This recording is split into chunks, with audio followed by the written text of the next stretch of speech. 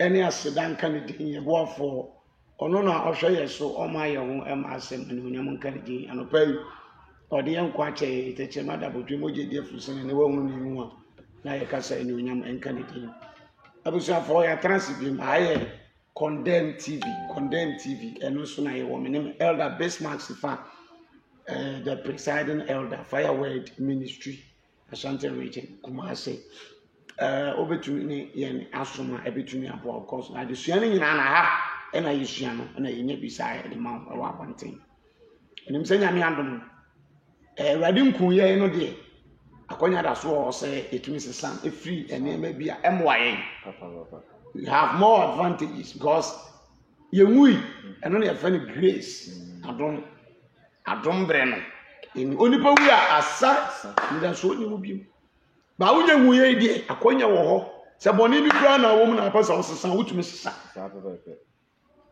on bia wo pesa wujai bia wutumi jai se wunya mfa Kristo samre ya wutumi fan because unwi oti ase yemo munya ka won se wo bodia ani ayeka ti anopa ye odombre no wo ho ma se wo do ho ma Kristo na wunya wo nkwa e bo abasetena ye da wase se bre bia wo jebrani adaje na wo tra wo TV ho na wo phone ho na wo hwe life management show ye de bre wo ewo dwumadie yi so no nim se Awurade ma wo bre enye kwada na enam so wo benya disuade bebre firim amwako ni midi evangelist Michael MP AK condemn me ne elder Bismarck Sifa bia me kasa officer of elder na di command number no 0246 641082 0246 641082 which me afre na afi woni no adi nkomo bia na se awawe mu asem mpaye bi na wo so oboma ne adia eno so betimi aboa abusuafo a mo baso emadwumadie no ekoyi abibia na Awurade nhyira mo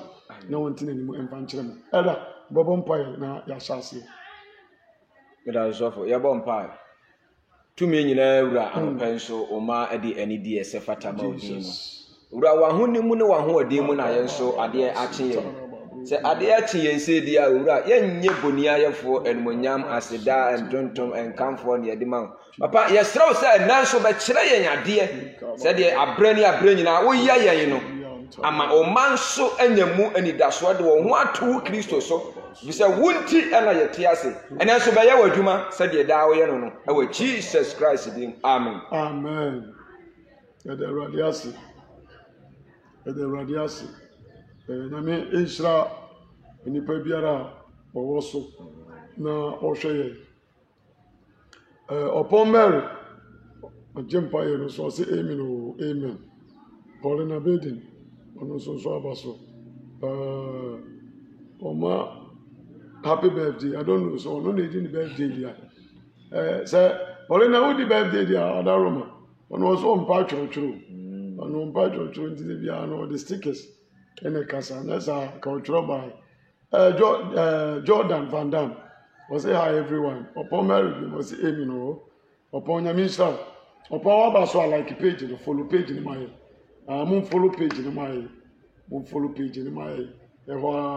follow na o the page na wo no aboso no like page no ye buy na prompt na bibia ti ma kama ti bomodia na wa baso dia opon enko me entra so mi everybody slam eda ma kwa ba biem eda nyame ase anopai nkomo na wo no se ye remfom so ne bone ensonsono ya eda ntem eda ne bone ede ne mfom so ede ne bone ede ne mfom so ene ye be frɛ Reverend Douglas Madam Fupa o Italy o ye sofo ene be din komo kakra be 1 minute 2 minutes bi nti enche production team be frɛ no na yene no atwen komo kakra awoma na ede be ye adwuma no mo Ghana na mo frɛ direct call no mo frɛ number we my 0554 24 2020 me number bi ede 0554 24 2020 eno na obefre direct call me say the number na to wa ya mo hwe na mo mfre eno for reasons nti why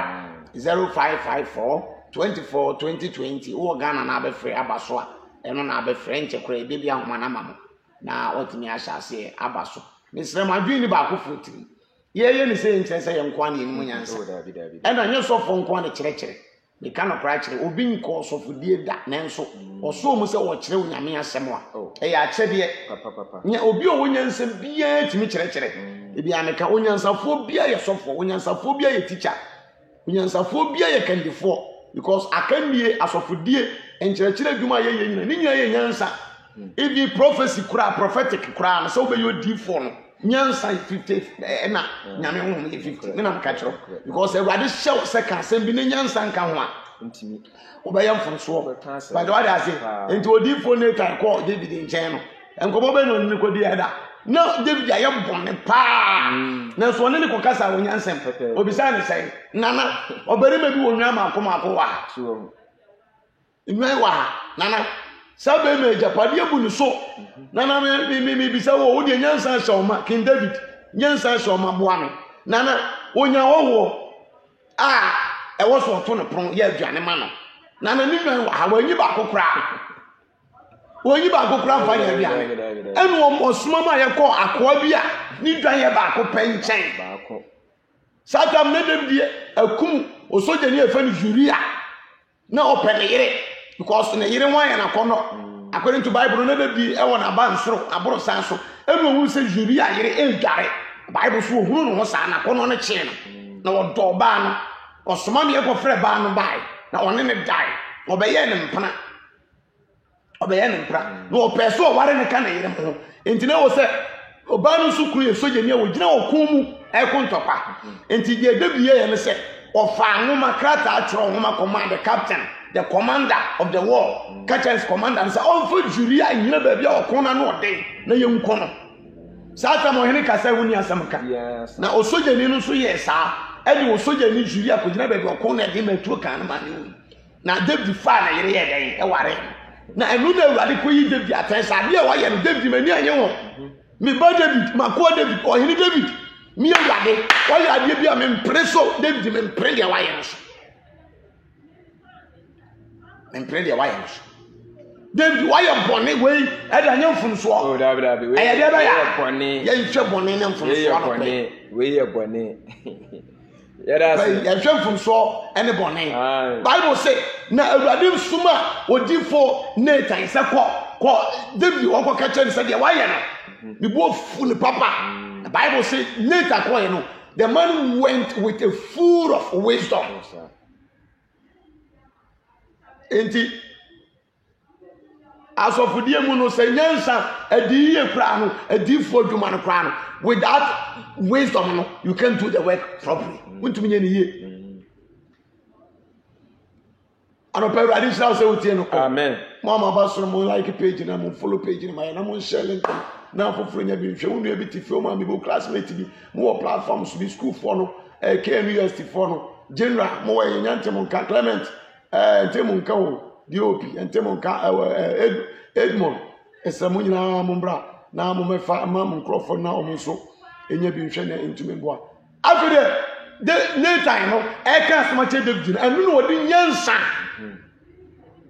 nana obari me bi ti asasi aso nana asasi aso onwen apim nana wonya wo a wo to no pro nana wantime nyi odwane ba ko pran kuno amfanya adwane ama wo abranti bi dwan ba ko pe nana wa me akoche ndi na ye adwane ama saa wo no nana asem wo yo hene ububu aten fa ho te nana kire wa dwen man ho na David asori agina ho wa wo so ne ho kai no obi sa leta sa abranti na wotime ma sa si so ana woti Jerusalem sa si so woti Judea sa si so ana woti abi ana odifo leta sa na woto sa si so fatawuo oh fatawuo Nathan sa branche fatawuo enti munye bibi mfa wo sori ya no sanana ene eye wa piao le onya metene nka nkyira wo se wo yiri no bebre wo yiri no bebre nana de wa yini na so otima ja wo yiri no wo soja ni ba ko ni Uria ne yiri ba ko pe nana wotimi afa ne yiri aware na kum ni kum nya metene meka nkyira se wa ye bone e wo nani so wo nya mfum so nana wa ye bone here is the wisdom. See the way nyansa ye joma. Consider the way wisdom and knowledge of God performing the duty. When the prophet the cancer was efie. Look at the nyansa wo yo. Nyansa sombo wa abrabo imu sasi so asifem nyansa bebi ameka nyansa is very important thing I so ni pe bi ewunya bi afede de David ko so na tadi magr watimi o se ampa urade wona mafun wo wonu so de wo kan bon David de nyintumu de spirit of acceptance na manya me do David whatever the we ya no buko to da pacho pacho se David o de chopa de na duane afede de nyankopon so okay so enti nyame ba anopai ye hwebone enem fo nso na edem ada ye nto asomfie ho we dey ye bone enyem fom so all right enyem fom so era asesofo nyam shira anopai so ya hwefo nso ye sa achiamo se ewrade nkoso entre mo ahye mu nyina ena anopai pastor de ye kan se ene ye se ya ka bone ne de ne ye hwem fom so no so me fom so anase enfom so a nipa odasani ye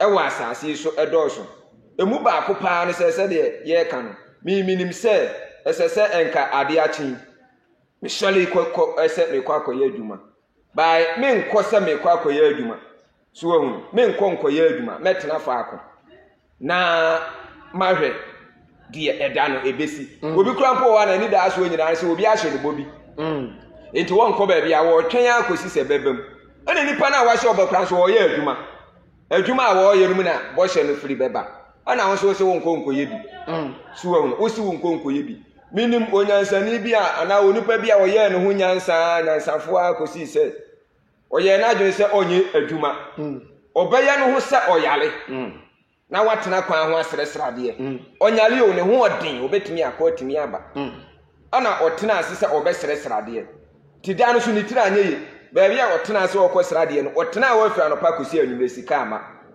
ade a che no so we bia na enye ma me nsa anko biem wo sa akotena wa fira no pakosi anwumresika ama ena oye na adwene se obeban wo bi na nka wotie nsem bi afiri ho ena nipa no kire ne se de wo ye no wo hu odin enye wo ne sese nka wo ye sa de na emom no de wo hu se wote wo na wo sra de no wo wa hu odin ne sese nka wo de ko ye adwuma bre wo no ni bi nti na akotena ho a wo so de ho de wo anya sika no nti se ani pa wo obedwene se de papa ne ka kire ne ye no kore ana se enye no kore obi yale no wote ho sra de a wo nyale wo hu odin enti nka wo wa hu odin na nyame de adom na wa anya wo sese nipa no ewurade pese wo kire se wo fa wa hu odin no kɔbre na woduru ha wa ma ne kakra di but enfom so enti wono so dane ne ho yale fo abra wo nyale se wo be siri ska nipa bebre enye wo mo sesa de wo nyale enso no wo sra de so ahunu enti we no se wo kɔ ka kire ne se de wo yeye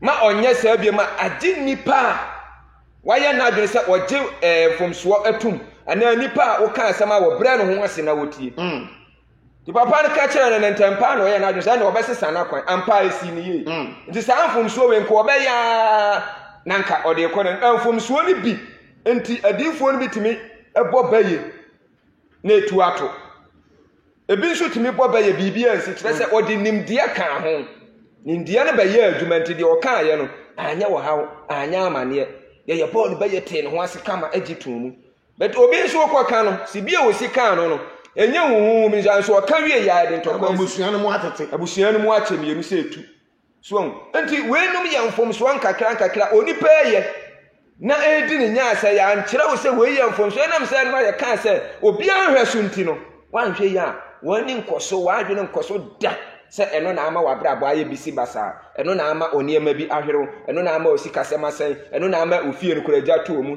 eno na ama omasuku wo mo ntimi anko eno na ama wawawe egu wenum nyina ye mfom so beti beja ade akose bayi okay nso na bayi ma ho na bonsam ma ho yenya ye mfom so no na tuitua ye ho kwan nyina ena ye ntimi mpie ena ye hye ho ena wo haw amane atete abaye so nti saa ne ma we nyina wia afei no wo betena se abadwena adwene bebre adwene ahodu a wo badwene no nso na de bone no nso ba no ikonfom so na kwa kosise woni da so asa nti afei bone nso beba utirim eno na wanhwe ya wo betim kra do obi akwaji skadu na de nkrofo na mnuro so se be ya nka wo be ye adwuma na nso aboa foforo no wanye nti wote ho ti abrochirefo a wonim so omo abrochire omo ye adwuma omo bre omo ye adwuma den no na nso wote ya na ade omu din na mabosom so na ade omu din omu foto na madwinsifo so na ade omu foto na makomfo so Wahun ti won so a we ye ni nyina che duru sa afi aho kire na ba kese no afi wo be ye boni afam afi wo be wiade wo wiade so ye boni Asemo afi nyina se boni ni nyina ayimfum so ni nyina na ekowie boni Reverend Dr. Seni Brabre no o se ene o nyina no papa nyina na ye boni all right Enti yenwe ne say eniema bi ti say obi hunu no ho say de mesia ye ma ade afa bia no ano onim say ekoso wo ye me pa ekoso papa e ma ya ne me ma no me na me de me ho e na me se me ye me se ye fa ho ben are me na me se me kan se fa ho ben se panyini bi kura hunu ade bi wa akola ho no otu ne fo no na akora na sene ne ton enti eno ye kan say emfumso edin kai ne say obi ni nyintum if you haven't the spirit of acceptance, that is the big mistakes that we are doing in our life. The first mistake I am. Pastor, when you say obi a woni nyintum wonyini nche dodo na anyi na obi a wonu enyintum so no saafo no dodo omu nyina anyi nche enyintum timi ma nipa anyi nche enyintum no ase nipa nyintum na no anso timi kum nipa. That's right.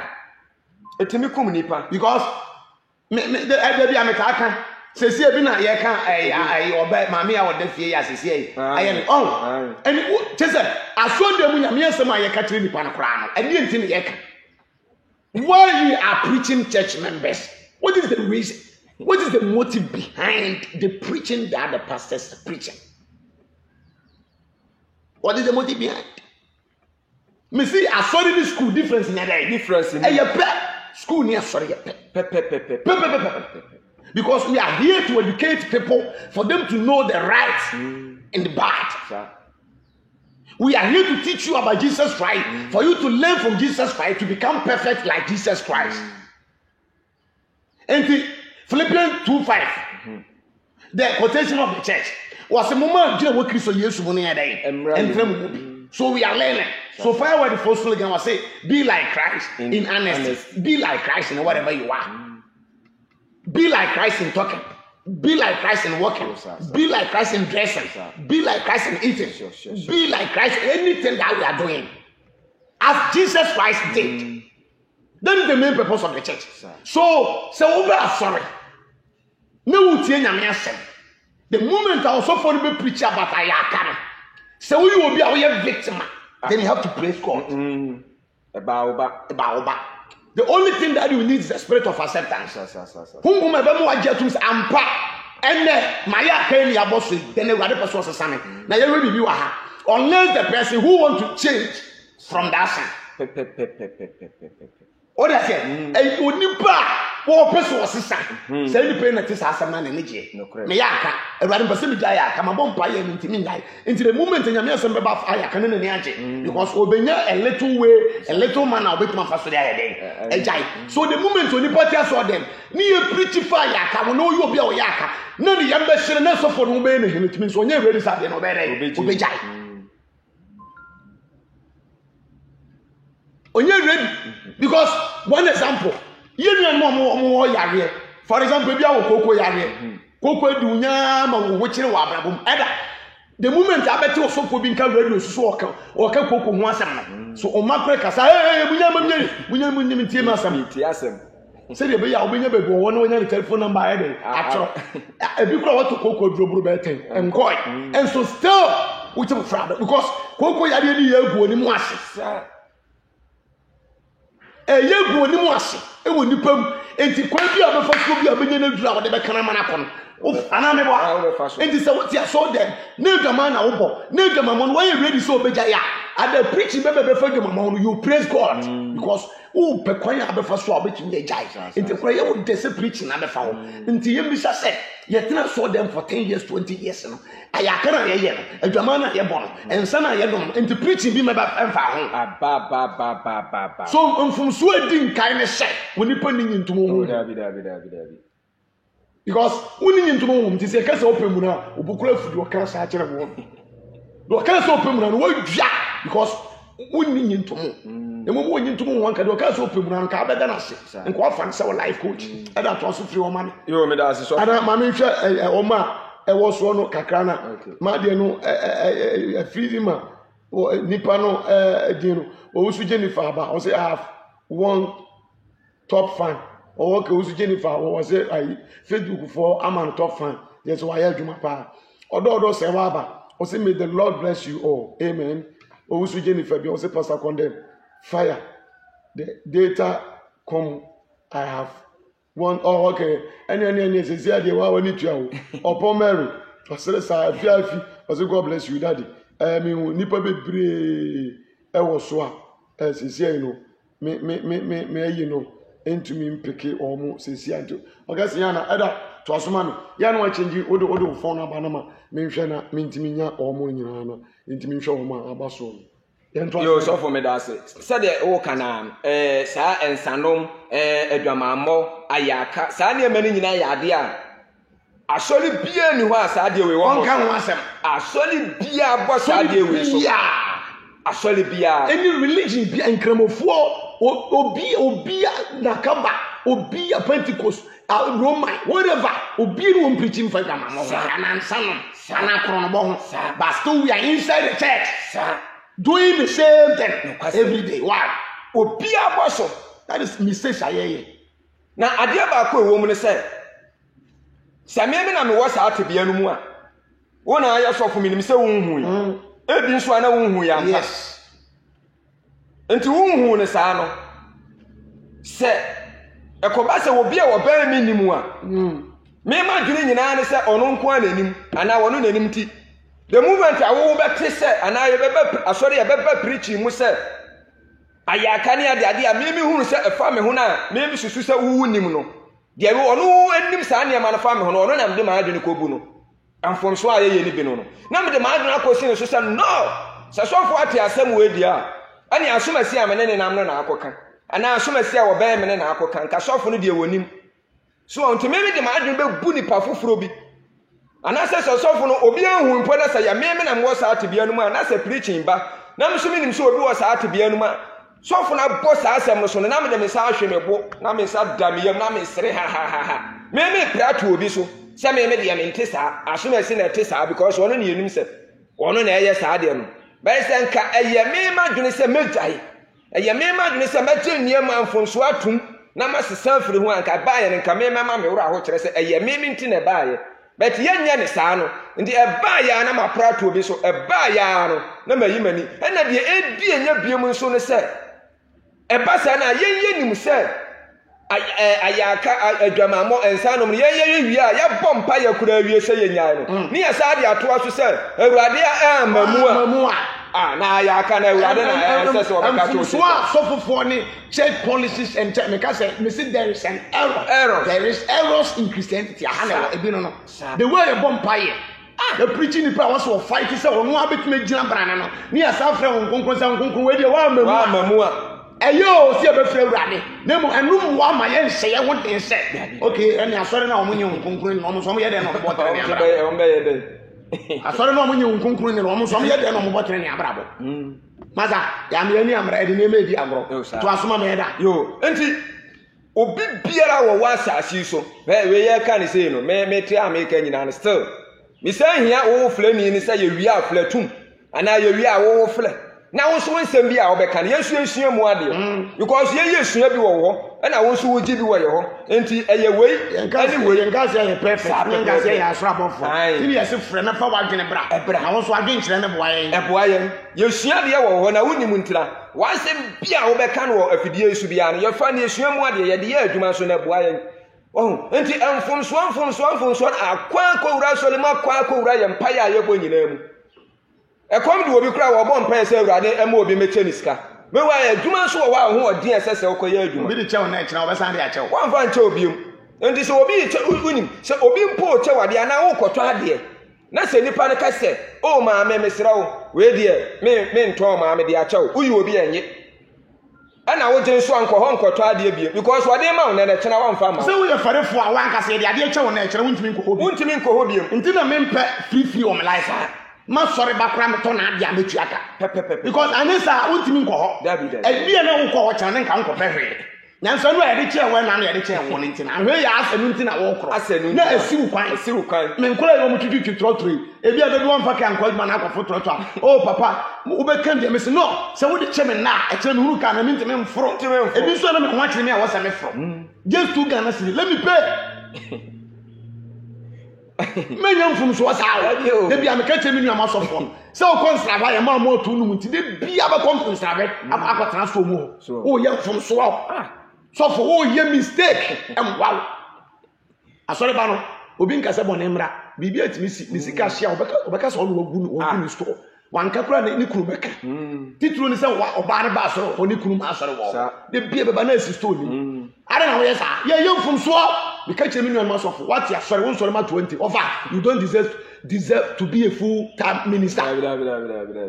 Yeah, you don't deserve to be a full-time minister when you have a 20 congregation. Who sorry ma muru wa ha kwa enye full-time. Wo ye juma na wo yiri nye juma. Na sika na nsomo. Nsomo. O ya Pentecost for a full-time to onu so ko a full-time. Pentecost so for ataka amaro mi to masa. O ka za so fudie sa de no. Pentecost so for the branches yes. Obi kuta branches ma ayi makuma local makuma ku bia tete muni pa bro be 5,000 na say ni pa we dey no hia yentimi nyama na wo wakoti asori wo school dem wo ni pa 10 wo say full time so the credit card minimum wa boko na de bia mu si asori dem de kapra ade asori ba na obon pa ma na okotuma ade na wo si fie wo je dey ubetuma full time any problem but nyenne I won sorry ma 20 won sorry ma 25 you can be a full time minister ye juma ne mo mfum so de ye mfum so era to asoma me na ye nko fra reverend dog asene ne nkomo 2 minutes bi na afi ye nhwe fama me na me ntwa me nji ona ye ma ne number na me da so on say ene ma mfum so de ba ne ayase adaka mu ne mo obie so a bibia wo mu bi bibia wo mu bi he aware bebreba egu o ye man mu na ukwa wadwa na wa yesi na we se na nkrofo ogu awade ne ade no pastor asole be hia no sofo a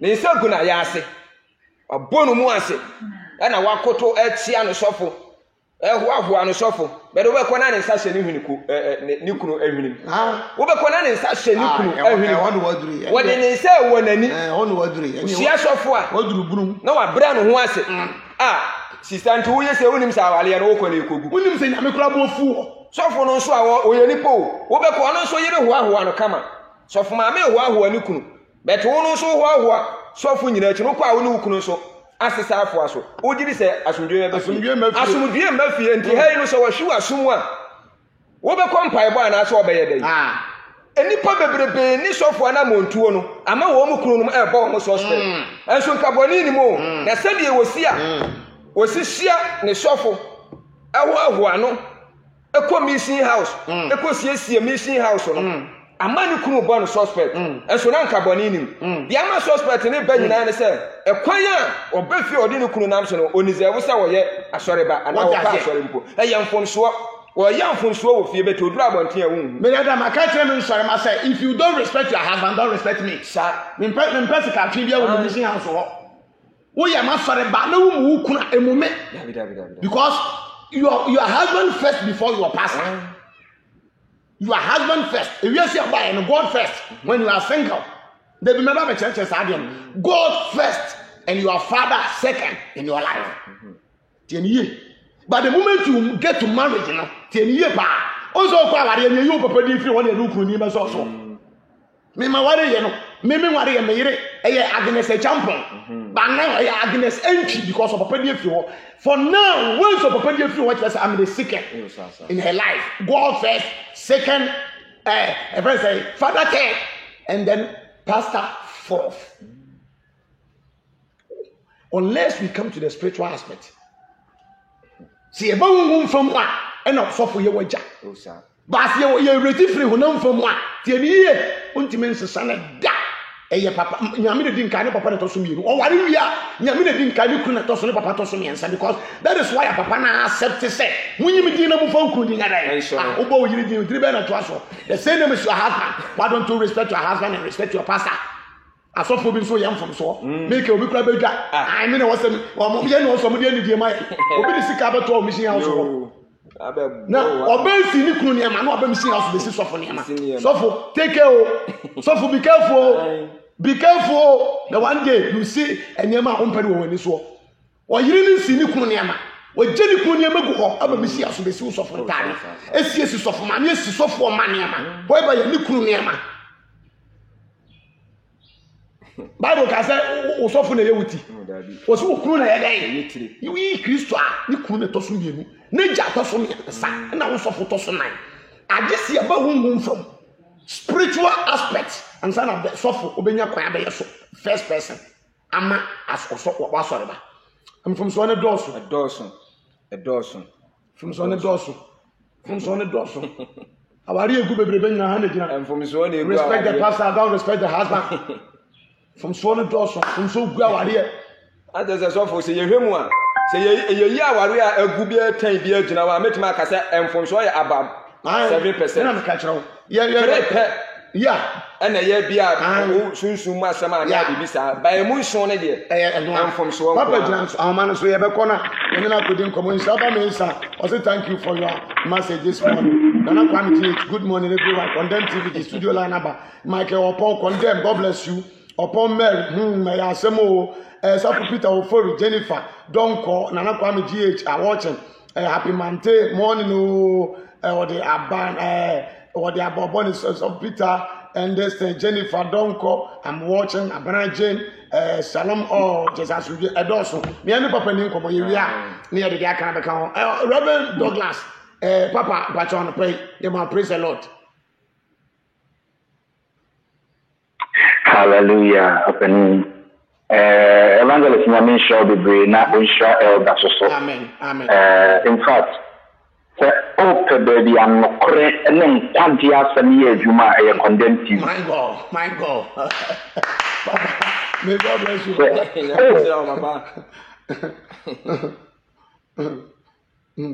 If you see baby, Reverend Dr. Douglas Naika say, and the don't name over social media, any Facebook near. But me can't should be who say the open baby, I can't quite said none of Korea Juma, I condemn you. Say that's it. Amen and amen. Amen.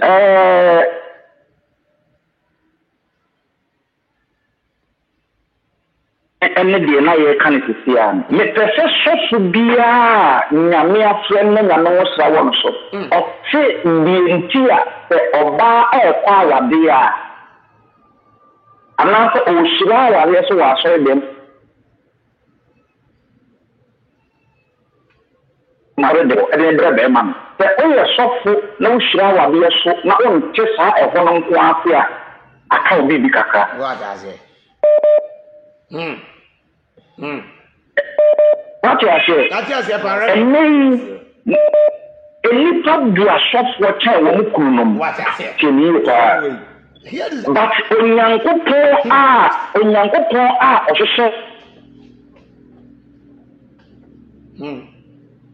also be a pioneer warrior, and she saying you look pet and other man warrior. The only warrior we are, papa, there's no sense you when you got it. That's right. That's right. Not a small That's right. Or I said, no one died. The other can be another thing. My God. To me, no, Onyankopo Jeffrey, o papa ho, and the Mouku. Now, Onyami Pian, papa, Ticoset. Onyankopo Pian, papa, Ticoset. On first to me, and then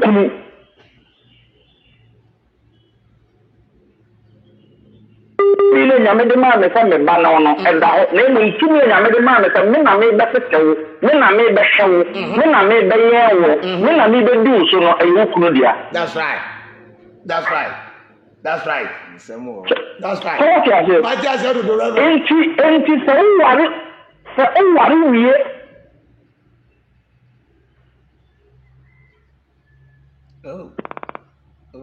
So o wari wiye na se o mu kunu na sɛ wobu sɔfo a wonyɛ nyame adwuma woware wie na womu kunu na sɛ wobu adwuma wura a wonyɛ nyame adwuma tie ne yie paa maala awareɛ bebree a ɛguo no ɛyɛ ne sɛ waware ɛnso wɔ sɛ ɔbu ne papa kyɛn ne kunu ɛyɛ wrong waware wadaso ne papa tie ne yie paa medɔfo wadaso ne papa ne fa adwene enti Bible say ɛmaa mommra mo ho asɛm no ne kunu nom sɛ yɛka ahobrɛase a the word ahobrɛase no condemn mmereka mu no yɛbɛkyerɛ ahobrɛase no because ahobrɛase it comes with a whole lot. Okay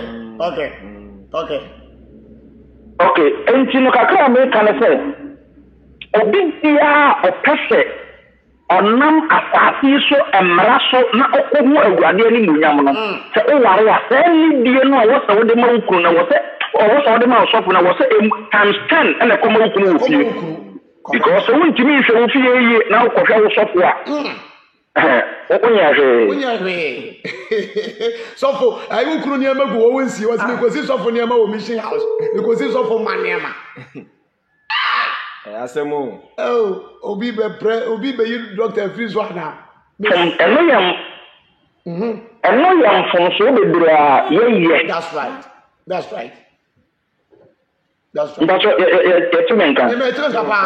Doctor, ujina so pa. Ujina so. Hello. Doctor, ujina so. Ujina so kasa. Hello doctor. Hello doctor. Bacho ujina so. Hello doctor. Mama doctor chrenye mo. Enye no mo haji. Ndacho yetumenka. Doctor, yetunka pa. Kasa doctor, yetunka no do. Yetunka na kasa. Awusem no mo de. Fradi nyame. Just the another I line Fred Doctor Nanka. Okay. We on. Okay. Bacho, what they say why you do na pay another you never back na. Kevin and Comona or the no I was you. Comona. Intimate asset. Oh, but the point I know making it. Was it as an American? Unya wareya unya uti eye nyame ana Kristo enka wa frɛ dare yemfa ode yemfa ni papa na ye dikan me no why na unya wareya uti eye Kristo na wo ware wie eye Kristo na wo papa what am trying to say enti unya ware wie pɛ na be ye Kristo na be ye wukuru that is why our papa na nkasa sign the sing richer eyi ni die fi wodi wukuru hello good morning good morning Ibajo minu abe hello yeah minu abe ni o Ibajo from market na ko pupu bese me ne condemn kasa program ni so ana Over program neso.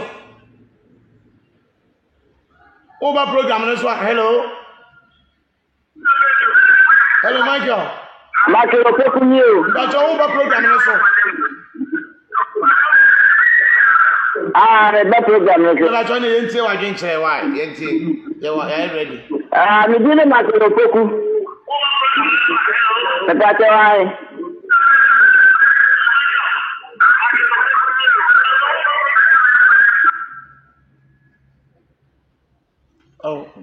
Fache Michael Fache na sabre biem na anze ne so sia ye hye no me ba cho share program no ba cho waba like page ni my Facebook page ni ba cho like my ne follow page no enko na nyama papa we wonya bi atie e na doctor e ka say upe no kratie a condemn TV so asa me da nye wa ho unye sofo no be ka no kra e de ne ho afra me ye sofo enso me ka no kra sa Mimi and Mosopho in Apple Massam. Because a radio you say mechanical. Make Sagan, baby, I'm no credit beera, Memoria Famso. In him so be also support me, be on time. Because brothers have been farming some of the Quabanton and assistant you pump. Deliverance, and the price of more than 2 million. Deliverance, not a kind, and the part of 2 million. different no nti ya meba me de me fan kure nsie ni me ka mo kure me no elder sifa na ebe boy abrabo nso hello hello Reverend hello doctor hello yeah doctor but wo so yentu aso doctor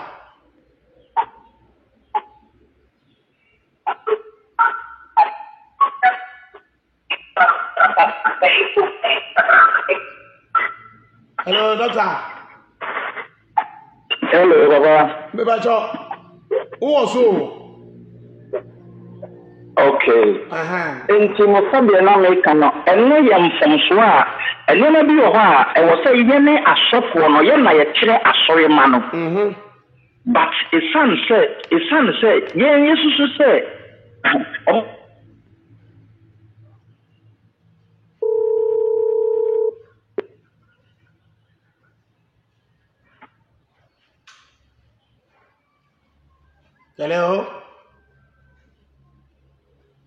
Hello. Okay, production we dey munye mfi ona yenyo.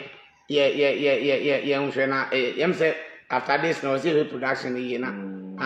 Numbers no. The other be ma omo no omo mfre nti. If you ask esa na ye fra na ha 20, I think say we need to have another number for those you know na. Boya ma yo kinyesa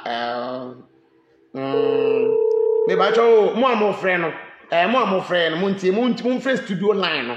One a direct course no mumfre studio line no 0554 24 2020 the number mamo aya na mafre no so ama yesrem why because number one line we na mofre so no e no ne dey afre WhatsApp abuchira ogina so wo fre direct call na kate WhatsApp call no ti mo amofre direct call no mumfre 0554 24 2020 0554 24 2020 mum fresh a number no I think say mo fry no betumi aboy 0554 24 2020 hello good morning papa guys asum bien come so big Sammy e dey do want ne we dey oba samu kwati ni yeah Sammy yenko yinti wa menche program na me ba so me say asema mo kan ne dey asempa no kwetu do say oba bi wo hono ma omunukunu no obusofo faso bia ni se faso bia ni se bebre no achi asofo ye no ka ko esofo ni ye de ense bi ya ase kotokoto sofo enso no kofia no ni nsa hye ni kuna ni ase sa oburu no obunukom odin se wo nani enso na kotokoto sofo asoma wakan ne di account mbebere mi ni bi kura ti fi asemwe de o ye no bi na okan o na fam ma ti ko no ko ba ni kura de o hwe no so wadi so awe de so de ya ko all night so for see amra one night so for see amra mpabo so for see amra we o dimirika ye sheri baba wo dimirika aduane ko so no asini ko o bi san wakon o bi aduane na wo mo mari ko no wakon re baba ai kiki no ko ba o ne ni ko di ana ndi ada wa ti o mo pa ntra mo cheche nyame sha mo pa ya da sisa nyame sha pa ba ma yen komba cho direct call no enye 0554 24 2020 0554 24 2020 misre mo friend for direct call no na yeni ayi Augustine hello. Hello. Good morning.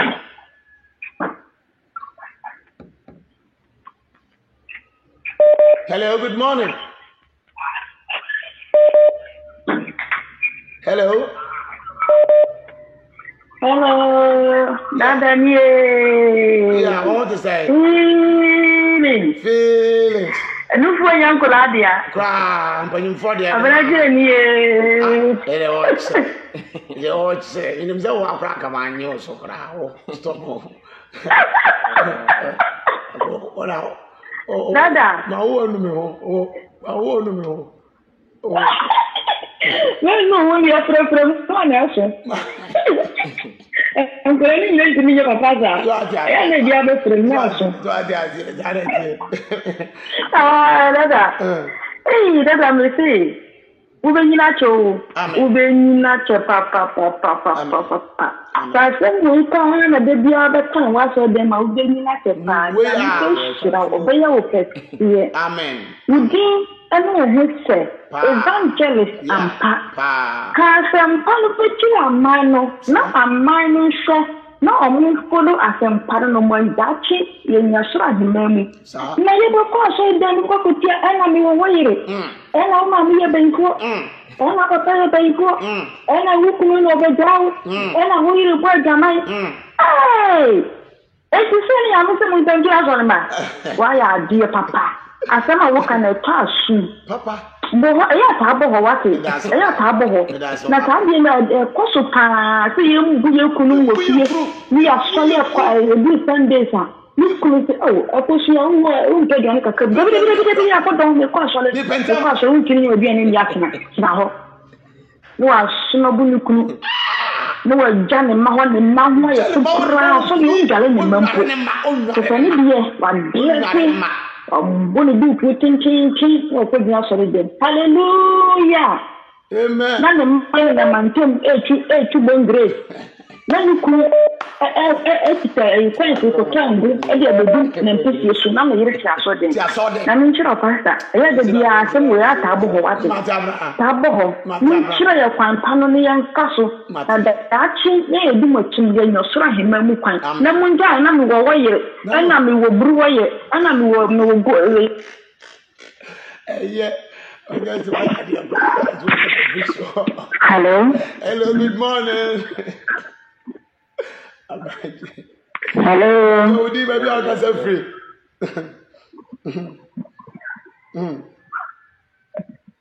Hello. Hello. Yeah, but you maybe I can say free. Papa Christ is not going to come. And also.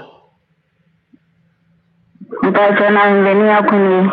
Hey, your papa, mo why are they? Why are they? And they went to my boss. How free? Kuwait. Oh, okay. Mo Kuwait. But you didn't say what you didn't pray. Papa, I'm can do it. And then the more being some so. Bible say yan kan no kwena be ya de hie Nyankopon wo nhira o papa. Amen. Minni mo asole baby a chese. Won fani kun ya se menene na tifi menene na kwa asore ba ko ne so hu pastor. Njaso na ya so de ni dan ya ba. Wo boa. Mane mra fi na tuni kun ne ga ade. Nja no kan de papa. And the mark can send papa. If you were seeing Uncle Ponce or Mamma Wadley, any new Dinamo from Church. Amen. Bye. Why are they to Abraham and why are the watch and many so far? Naomi wants Yamisa. And no pray, no. And open Yamisa, so we no pray. I condemn TV so soon for the evangelist Michael Entry condemn at your point. My name is Elder Bismarck, the president of the Firewood Ministry. Now, Abraham is as some way I can saw them had the inside. And I saw them and I only had a we topic when be to be so 1 month.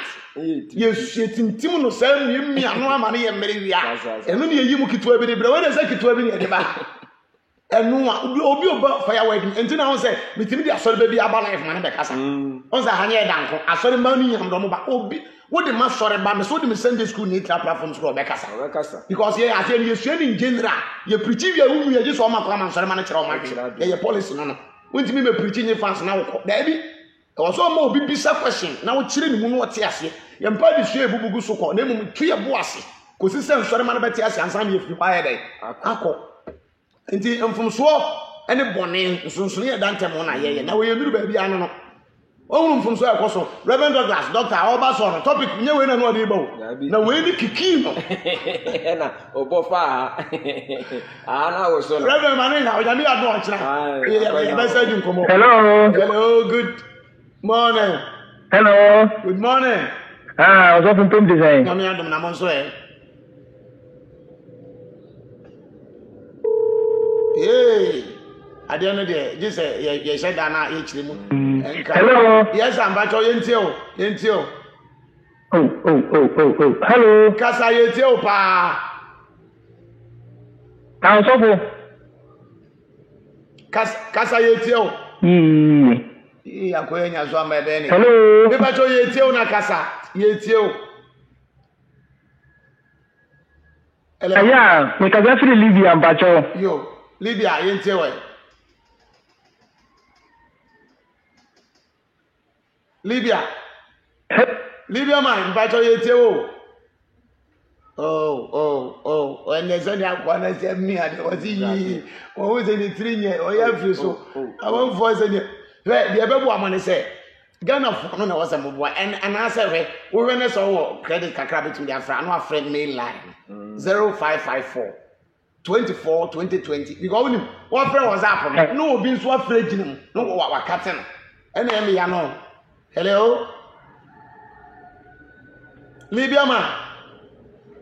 Hello. Yeah, Libya man, but when you move Kasa. Would you come on some straight yet? Kasa. Yeah, from this house of Yamian to me, oh yeah.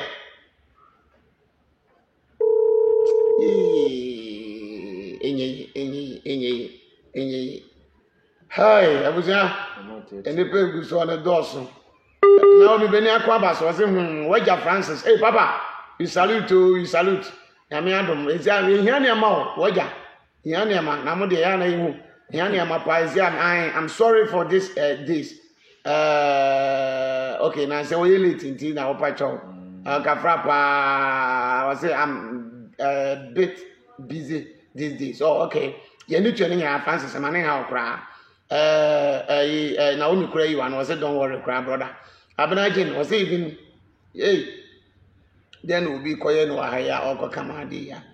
The yen kakra, I know Mamma and Danny Corner, Nipper also. Oh, yes, man, yea. Abraham was a good talk. Okay, this call sound like my father. Pow. Why not? Next over Papa Abraham, the war. What is them baby as you are up a Abraham, thank you, dear. Okay, so Peter, before watching you, I'm watching with you, yo.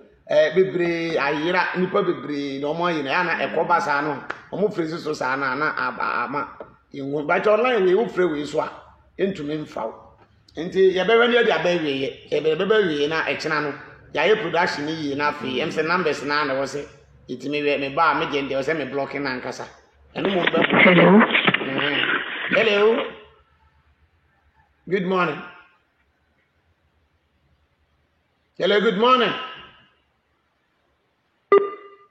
Hello, good morning. Yes, Simone. My, maybe I stop a call because we so the hand be so friend for house and friend for her. And some more into the hello, good morning. Hello, good morning. Hello. Yeah, good morning.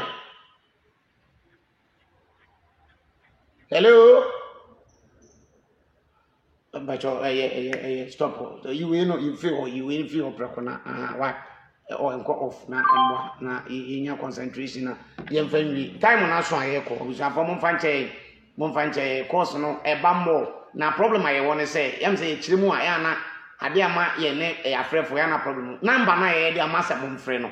On fresh number, no, a number Bacona will Nimuna.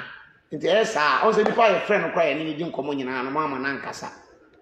Obia won't do for be a woman say, so will be friend was up call. Now, friend direct call, Simon, ever cat it was up call.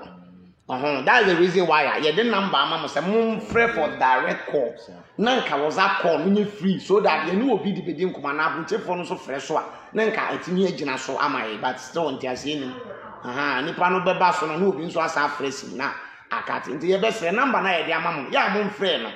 Number near 0554 24 2020. Go friend like Asimbiano 0554 24 2020. And a direct call. The more I'm friend direct and no more fresh in so. A baby be pint to a channel. Yammy Chena, Sally the corner. Yeah, better must any panel was on no doors, but a course on the films a bricky be. And into your better must miss Wabaswa like page in my the follow page in my. Who we are, your promo over call YouTube and also Condemn TV. YouTube Condemn TV. You can subscribe, no like, no share. And you're winning an a go. I want to be a behind Ashe. nti like page no MICC and follow page no Facebook one na share na enema yesua na eye ebemboa foforo ti share na obi anya bi gadai enhwe na entumi emboa mo anopa yi adesua ne say bone enem fomso nsonsono ya edantem mo de ye bone ene de ye mfomso yeguso aye kire ya bedu ba bi say aware ebu e wo say de ma yekuru yemfa ma ba de ma yesofo mfomso ye be ye ho adwuma nyame ba o kira ye be san ato aso afiri wa me did evangelist Michael Entry aka Condemn na afi Elder Bismarck sifa Eda mpacho fa number no tudwa na afi yen sorry so. Yo, my number ni 0246 64 10 82 0246 64 10 82 Afi o final submission wa asem bi aka twa to na mo abechia o mo na yen sorry so. Yo, pastor me da se. De mesire atiefo ni ahwefo nyina ne se ebra aduru no ebra wo ya ye wom no nye bi ho ma me wosese kan wosese ko enye sa level no bi na sisi ye wo but ese nipa ma na ni da ho na afa ye bra ye ba form kra na yesua de enu mo betimi aboa ya che ko sofo ba ko ana obi timi yi quotation be sensia enu se wonuye no na de ode sha ase kra na asole ba rafi nti wo kwa de no wo ka nti nye ko wosese bi ho ma me biem na mesre se ye mra form kra na ye mesua de yenya ya brabo mu enkomo ne ya brabo mu ntoto na no na ema yenya nkwa ndi sofo asole be sia wa obo no mu asede ne sagu na ya sia o place unu nti bibisa se gunya adadu bisa ne se sa na oyemani kunu ansa wa musa na yemfom so na wo ye nti sa amfom so no na be ma no so be fa na wa twese kan de aba wa sole de mo ba wa ehon so bone ne to aso nti mesere yenya amfom so ye na yenhunu kwan na ye nam so na yenkone kwan ne nsi kwan ne da ho kan ya wo ho light da so emusira ni na so fom so nti yenhuru mfa ama de asan ye wo kwan anopa ye nsisan ya bra bone na me ka boa say wo kwan Elder Bismarck say for powerful ekwan ni da ho kan ya da so sire na so fom so nti ade asan ye kwan mu a yenhuru kan ya no emfa so obusuafo komo no de dodo ye ro mo ekwan ya sene Malam YBC okrai mo den young billionaires club the whole world omo nyina nkamo mu kuro no omo tayechi den already say Mr. and Mrs. Darko London oye yeboafo odo se wa Germany odo se wa already say Eva Anane Germany ono so kan yeboafo Francis Weja Germany Düsseldorf Francis already say akwasi Frank Takwa Bogoso akwasi maye odio na ma osisi a ntiti Big Love Radio Spain enra ubaso Mr. Augustine Tando Australia Papa may God bless you. We salute you pa Josephine Ampon US Obapa Onura Namishra Mawati na me use mo gina wona mo twa picture fefe bi pa anya agro Onura mo chile o mo ma fie nko US o bi Pizarro Nikita wo London mo nso kra mu Dr. Phyllis Edu say danso Erade nsa me pa so bi wo US a opeso oba Ghana Mr. Mo de no frame nkan kire na me manage ade embreme Dr. Phyllis Edu say danso ato enyema nka metimi de aye production power bu kire wo say ba nenso ne passport anya problem nti ontumi ma cancel ne ban nti ne se nyema na kodi ho ka wo probi o free USA ba na nka waje e de abre ye ti esrem so bi o US a wo bebe fia o ma mente ne nka na ka wonje mama ne emfa emre me pa be da masile se wa Janet Germany obapa erade nsa won so se wa nim se August ya obi UT ti we UT a on so wo de production na wo de ho ne ma bebre e ba abeboae e wo Ghana ase erade nsa Abraham Jane ba so Francis Weja e ba so Happy Mante ba so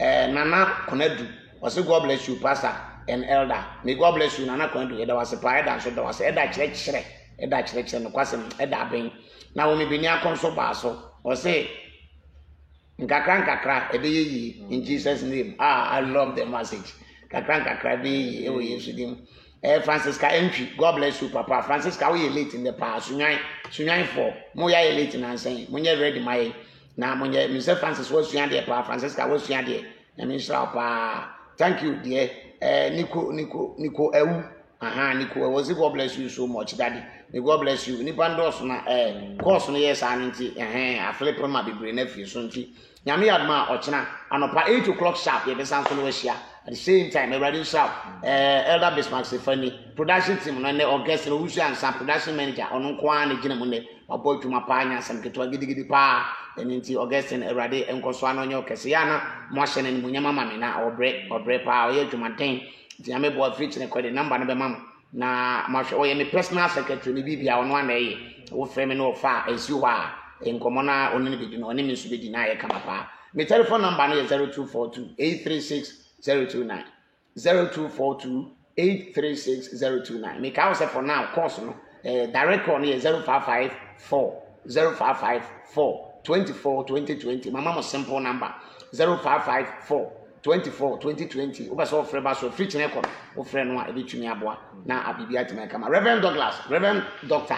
Douglas Italy papa Awurade hyira paa ɛnɛ oni yɛ de nkɔmɛ ma ne haw ahoma na aha adwene nso ɔkyena yɛbɛma wo number foforɔ yɛbɛfra wo bia ntimi mfiri nsi so ɛyɛ no wɔde nkɔmɔ ama na aboa yɛ nyinaa ɛno na yɛbɛyɛ new production yɛbɛyɛ no sɛ bɛyɛ awɔ so a obi metwintwa wa nam ana bibi saa God bless you pa Augustine ɛyɛ na wo me beni akon ɛbɔ waba so Augustine was God bless you pa why are they ɔno na yɛ production manager ɔbɔ dwuma ne de number no bɛma mo kyena na afei motumi afrɛ na dana se ama me because adwuma a ɔyɛ yɛ de da se abɛtena ne yɛ kasa bɛfikyiri mfidie ne ade course fa ne nyina yɛ ɔno a kwan ɔfa so ɔfa call no kra technicians firi kuma se abɛyɛ ɔmo dwene hɔ mo nte ase nimdi a wɔde yɛ adwuma no nti Awurade nhyira no Awurade nyɛ mo nyina mo kɛse nyame yɛ adwuma yɛbɛsɛ ahyia wɔ kyena anopa sambi patcho hyɛ ma me ne like page no ma me ne follow page ma yɛ pon ya ko YouTube also Condemn TV subscribe ne like ne share na dwuma bi ne nkoso ma yɛ more followers na wo mo nsua de papa mfiri yɛ hɔ medam ase nyame nhyira mo nyina amen